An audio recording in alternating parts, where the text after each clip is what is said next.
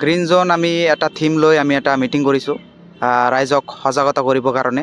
আমি যুৱ সমাজ ওলাই আহিছে, যুৱ সমাজ ওলাই আহি চবৰে এটা পদক্ষেপ লৈছে যে আমি আমাৰ পৰিৱেশটো আমি সেউজীয়া কৰিম, গ্ৰীণ জোন বনাম আৰু আমি চাফ চিকুণ কৰি ৰাখিম। আৰু সেই বিষয়ে আমি কেনেকৈ এইবিলাক কৰিব পাৰোঁ সেই আলোচনা কৰিলোঁ। আৰু যাতে মানুহে যাতে য'তে ত'তে প্লাষ্টিক নেপেলায়, য'তে ত'তে যাতে জাবৰ জোঁথৰ নেপেলায়, আৰু য'তে খালী ঠাই আছে তাতে যাতে প্লেণ্টেশ্যন কৰে, এইবিলাক বিষয় লৈ আমি আলোচনা কৰিলোঁ। আৰু আপোনালোকৰ জৰিয়তে মই কয়াকুছি বজাৰত যিমান বিজনেছমেন আছে, যিমান ব্যৱসায় কৰা মানুহ আছে, সেইসকলক এটা বাৰ্তা দিব খুজিম। আপোনালোকৰ দোকানৰ আগত য'তে যিয়ে বিজনেছ কৰি আছে আপোনালোকে ঠাইটো জাবৰ জোঁথৰ আৰু এইবিলাক যাতে নেপেলায়, এটা পৰিষ্কাৰ এটা পৰিৱেশ কৰিব। এইটো আপোনালোকক মই এটা ৰিকুৱেষ্ট হয়, আমি চবকেইটা গ্ৰুপৰ চব মেম্বাৰবোৰে মিলি আপোনালোকক ৰিকুৱেষ্ট কৰি আছোঁ।